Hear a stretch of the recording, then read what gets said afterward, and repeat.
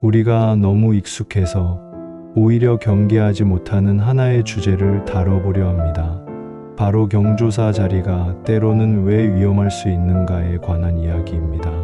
편안한 자세로 누워서 들으셔도 좋습니다. 이 시간만큼은 하루의 무게를 내려놓고 마음을 차분히 가라앉혀 보세요. 경조사 자리를 피하라는 말이 아닙니다. 다만 모든 자리에 가야 한다는 강박에서 벗어나라는 이야기입니다. 가고 싶지 않은 자리에 억지로 가느라 마음을 상하지 마십시오. 그것은 예의가 아닙니다. 공자는 제자 자로가 물었을 때 이렇게 답했습니다. 스승님, 마을 사람이 잔치에 저를 부르는데 가고 싶지 않습니다.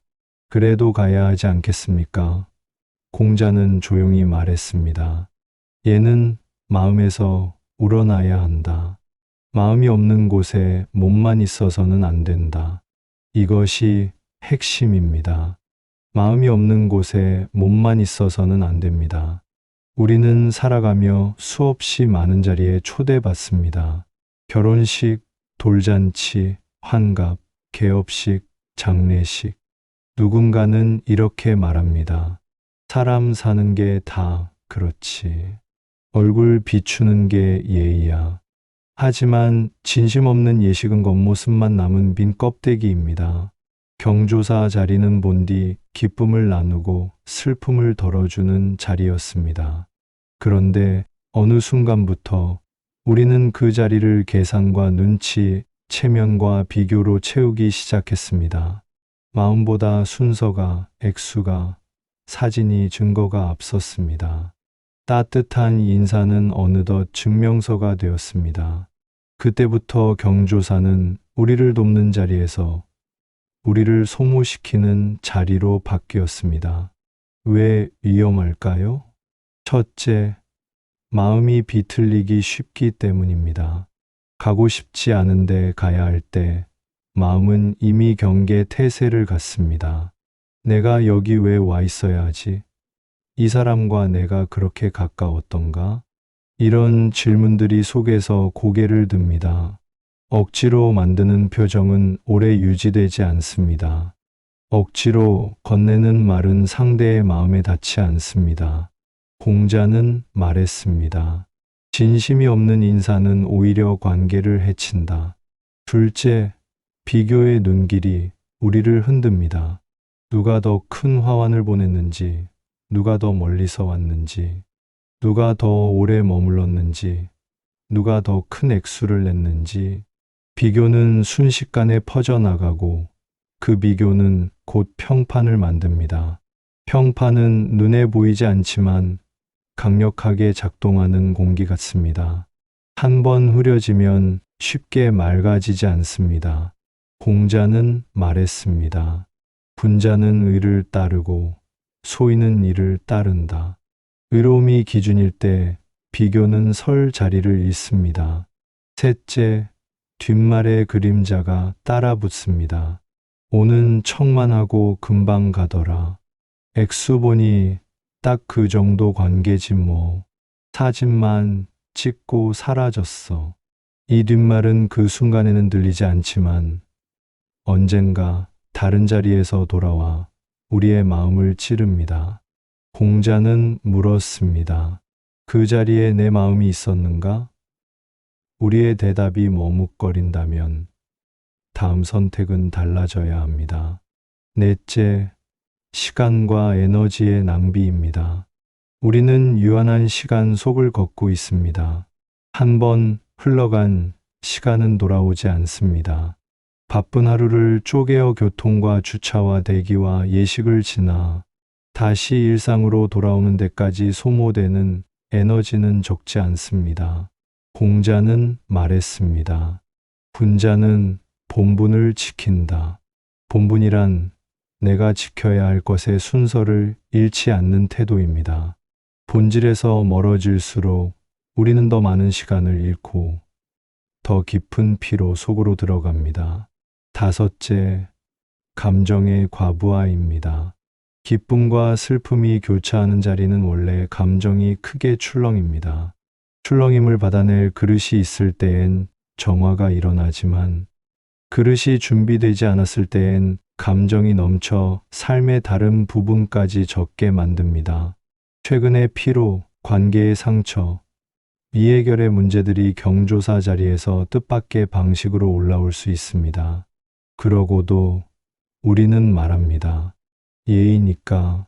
그러나 예의가 마음을 파괴하는 순간 예의는 더 이상 예의가 아닙니다. 공자가 말한 예는 사람을 살리는 질서였습니다. 그 질서가 무너졌다면 머물 이유는 사라집니다. 여섯째, 체면과 허영입니다. 체면은 관계의 윤활유가 될 수도 있지만 종종 허영과 손을 잡습니다. 허영은 더 보여주고 싶어 하고 더 크게 포장하고 싶어 합니다. 그러나 큰 포장이 늘 큰 마음을 의미하지는 않습니다. 때로는 조용한 손길, 짧은 진심이 오히려 관계를 깊게 합니다. 보여주기 위해 쓰는 마음은 금세 소진되지만 지키기 위해 쓰는 마음은 오래갑니다. 그렇다면 어떻게 선택할까요? 공자는 때로는 가지 않는 것이 지혜라고 말했습니다. 이 말은 관계를 끊으라는 뜻이 아닙니다. 오히려 관계의 본질을 지키기 위해 진심이 사라진 형식에서 잠시 물러나라는 조언입니다. 물러남은 도망이 아닙니다. 물러남은 재정렬입니다. 거리를 두면 시야가 넓어지고 넓어진 시야는 무엇이 중요한지를 보여줍니다. 그리고 중요한 것을 알게 된 사람은 필요한 때 더 깊고 정확하게 다가갑니다. 자신에게 이런 질문을 건네보세요. 이 자리에 가면 내 마음이 편안한가? 이 자리에서 나는 진심을 전할 수 있는가? 이 자리는 관계의 본질을 지키는가? 아니면 내 체면을 지키는가? 지금의 나는 돌봄이 필요한 나를 먼저 챙겨야 하는 것은 아닌가? 만약 이 질문들에 대한 대답이 선명하지 않다면 가지 않음을 선택해도 괜찮습니다. 이해하려고 애쓰지 마십시오. 왜 가기 싫은지, 왜 마음이 내키지 않는지 이유를 찾으려 하지 마십시오. 마음이 그렇다면 그것으로 충분합니다. 마음의 신호를 무시하지 마십시오. 공자의 제자 아내가 스승에게 물었습니다. 스승님, 저는 요즘 사람들과의 모임이 부담스럽습니다. 가야 할 것 같은데 가고 싶지 않고 가지 않으면 예의에 어긋날 것 같습니다. 공자는 말했습니다. 아내야, 예의는 상대를 편안하게 하는 것이다. 내가 불편하고 상대도 편안하지 않다면 그것은 예의의 모양만 남은 것이다. 모양이 마음을 다치게 할 때 예의는 예의가 아니다. 아내는 그제야 자신이 모양을 지키느라 마음을 잃고 있었다는 사실을 깨달았습니다. 대신 다른 방식의 진심을 보내세요. 짧은 손편지, 정성 어린 메시지, 조용한 꽃 한 송이, 필요를 묻고 돕는 실질적 지원, 일정이 허락될 때의 조용한 방문. 이 모든 것은 형식보다 본질을 사랑하는 방식입니다. 공자는 말했습니다. 작은 성의가 큰 마음을 만든다. 성의는 반드시 요란할 필요가 없습니다. 또 다른 이야기를 들려드리겠습니다.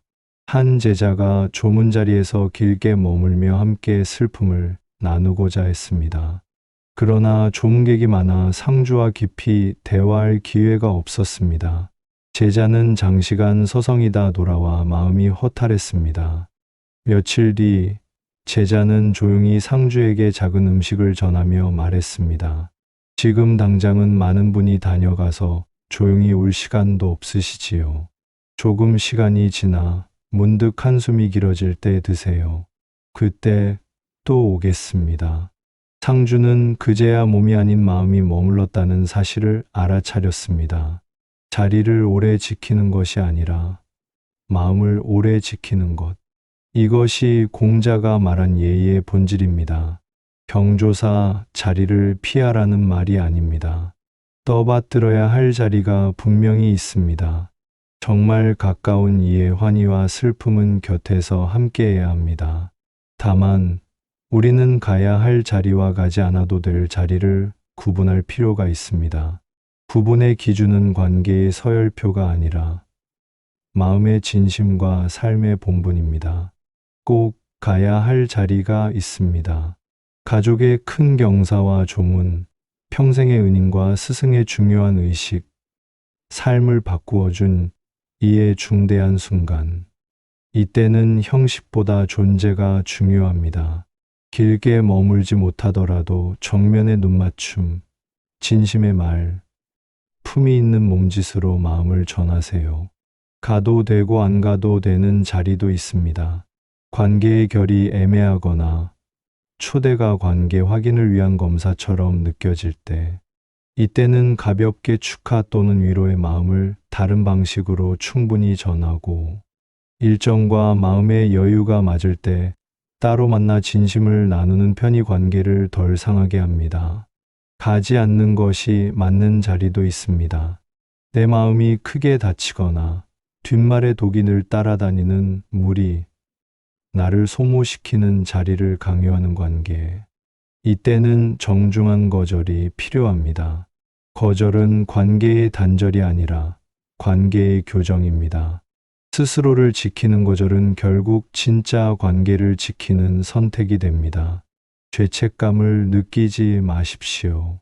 경조사 자리에 가지 않았다고 해서 나쁜 사람이 되는 것은 아닙니다. 예의를 모르는 사람이 되는 것도 아닙니다. 각자의 삶을 사는 것이 더 중요합니다. 비교하지 마십시오. 다른 사람들이 모든 자리에 다 간다고 해서 부러워하지 마십시오. 겉으로만 그럴 수도 있고 진짜 그럴 수도 있습니다.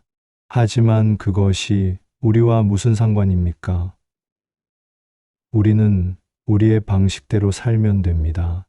남의 집 사람들이 매번 모든 경조사에 참석한다고 해서 우리도 그래야 한다고 생각할 필요는 없습니다. 각 사람마다 고유한 방식과 기준이 있습니다. 공자는 말했습니다. 가슴에 품은 뜻을 꺾지 말라. 경조사 자리 때문에 자신의 평안을 포기하지 마십시오. 남의 기대에 굴복하지 마십시오. 나이가 들수록 시간이 소중해집니다. 경조사 자리에서 과거 이야기만 반복하는 것보다 자신의 발전을 위해 시간을 쓰는 것이 낫습니다. 책을 읽거나 운동을 하거나 새로운 것을 배우는 것이 더 의미 있습니다. 건강도 중요한 요소입니다. 나이가 들면서 몸이 약해지고 여행하기도 어려워집니다. 멀리 사는 사람을 만나러 가는 것이 체력적으로 부담스러워집니다. 이런 현실적인 문제들도 고려해야 합니다. 공자는 유배지에서도 가족에 대한 그리움을 포기하지 않았습니다. 하지만 그것이 자신의 학문을 방해하지는 않았습니다. 오히려 그리움을 학문의 동력으로 승화시켰습니다. 경조사에 대한 마음도 마찬가지입니다. 그리워하되 매달리지 말고 사랑하되 집착하지 마십시오. 멀리 있는 사람들을 생각하면서 그들의 안녕을 빌어주는 것으로 충분합니다. 세상은 변합니다. 과거의 관계 방식을 현재에 그대로 적용하려 하지 마십시오. 시대가 달라졌고 상황이 달라졌습니다.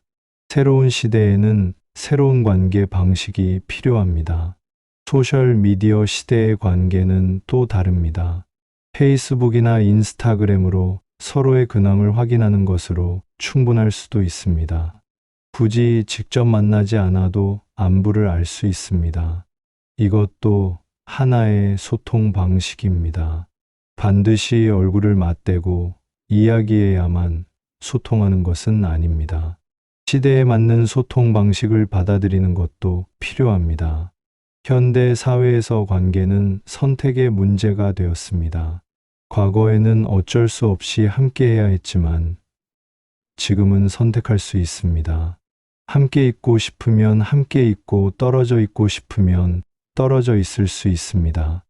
이런 자유가 주어진 상황에서 억지로 관계를 유지할 이유는 없습니다.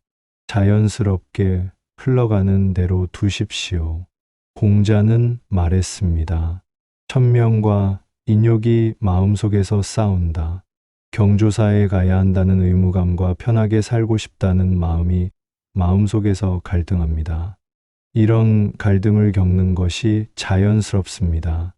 죄책감을 느낄 필요도 없고 자책할 필요도 없습니다. 그냥 인간이라면 누구나 겪는 마음의 갈등입니다. 나이가 들면서 우선 순위가 바뀝니다. 젊을 때는 관계가 중요했지만 나이가 들면 건강이 중요해집니다. 젊을 때는 사람들과 어울리는 것이 즐거웠지만 나이가 들면 혼자 있는 것이 편해집니다. 이런 변화는 자연스러운 것입니다. 경조사 자리도 이런 변화에 영향을 받습니다. 공자는 말했습니다. 시대의 변화를 읽지 못하는 사람은 뒤처진다. 경조사 관계도 마찬가지입니다. 시대가 변했는데 옛날 방식만 고집하면 안 됩니다. 새로운 시대에는 새로운 관계 방식이 필요합니다. 변화를 받아들이고 시대에 맞는 관계를 만들어 가야 합니다. 기대를 버리십시오. 경조사 자리라고 해서 특별할 것이 없습니다. 그냥 여러 모임 중 하나일 뿐입니다. 특별한 대우를 기대하지도 말고 특별한 의무를 느끼지도 마십시오. 나이가 들수록 경조사는 추억 속의 존재가 됩니다. 어릴 때의 기억들은 아름답게 남지만 현재의 상황은 그렇지 않을 수 있습니다. 추억은 추억으로 간직하고 현실은 현실로 받아들이십시오. 공자의 마지막 말은 현실적인 조언이었습니다. 무슨 일이 있어도 자신의 평안을 지켜라. 감정에 휘둘리지 말고 현실적으로 판단하라는 뜻입니다. 경조사 자리와의 관계가 자신의 삶에 도움이 되는지 아니면 방해가 되는지를 냉정하게 따져보십시오. 도움이 된다면 유지하고 방해가 된다면 거리를 두십시오. 이것이 현실적인 태도입니다. 결국 모든 인간 관계는 한시적입니다. 부부도 죽음이 갈라놓을 때까지이고 부모 자식도 각자의 삶이 있습니다. 하물며 경조사 관계는 어떠하겠습니까? 영원할 것이라고 착각하지 마십시오. 모든 관계는 시작이 있으면 끝도 있습니다. 경조사 관계도 예외가 아닙니다. 이것을 받아들이는 것이 성숙함입니다. 끝나는 것을 두려워하지 말고 자연스럽게 받아들이십시오. 억지로 붙잡으려 하지 말고 아름답게 보내주십시오. 공자는 말했습니다. 실없이 칭찬하면 말이 무게를 잃는다. 근거 없이 비방하면 비난이 내게로 돌아온다. 경조사 관계에서도 마찬가지입니다. 억지로 친밀함을 연출하지 마십시오. 진정성 없는 관심은 오히려 부담만 줍니다. 때로는 침묵이 더 진실한 소통입니다. 말하지 않아도 서로를 이해하고 만나지 않아도 서로를 생각하는 관계가 있습니다.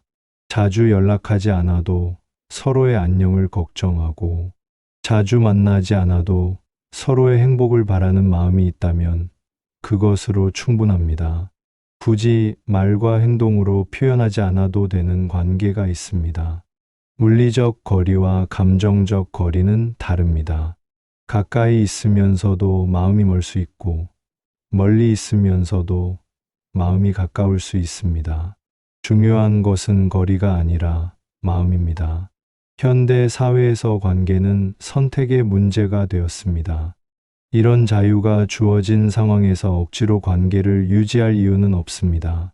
자연스럽게 흘러가는 대로 두십시오. 관계에서 가장 중요한 것은 상호 존중입니다. 서로의 선택을 존중하고 서로의 삶의 방식을 인정하는 것입니다. 자신의 기준으로 상대방을 판단하지 마십시오. 서로 다른 것이 당연합니다. 공자는 말했습니다. 마음을 다스리는 것이 몸을 다스리는 것보다 어렵다. 경조사 관계에서 생기는 복잡한 감정들을 다스리는 것도 어려운 일입니다. 질투, 시기, 원망, 실망 등의 감정들이 생기는 것은 자연스럽습니다. 이런 감정들을 억누르려 하지 말고 인정하고 받아들이십시오. 감정은 일시적인 것입니다. 시간이 지나면 사라집니다. 나이가 들수록 과거에 대한 해석도 달라집니다. 과거의 좋은 기억은 간직하되 그것이 현재의 관계를 규정하지는 말라고 했습니다. 과거에 얽매이지 말고 현재에 집중하십시오. 마지막으로 경조사 관계가 멀어지는 것을 자신의 잘못이라고 생각하지 마십시오. 잘못이 있다면 시간의 잘못이고 상황의 잘못입니다. 당신의 잘못이 아닙니다. 자책하지 말고 자신의 삶에 충실하십시오. 다른 사람들도 각자의 삶에 충실할 것입니다. 공자가 말한 지혜입니다. 모든 관계가 한시적이라는 것을 받아들일 때 비로소 평안해집니다. 붙잡으려 하지 말고 흘러가게 두십시오. 경조사 자리에서 자유로워지십시오. 의무감에서 벗어나십시오. 죄책감을 버리십시오. 각자의 삶을 살아가는 것이 진정한 인간관계입니다. 떨어져 있으면서도 서로를 축복하는 것이 성숙한 사랑입니다. 그것이면 충분합니다. 오늘의 이야기는 여기까지입니다. 편안한 밤 되시기 바랍니다.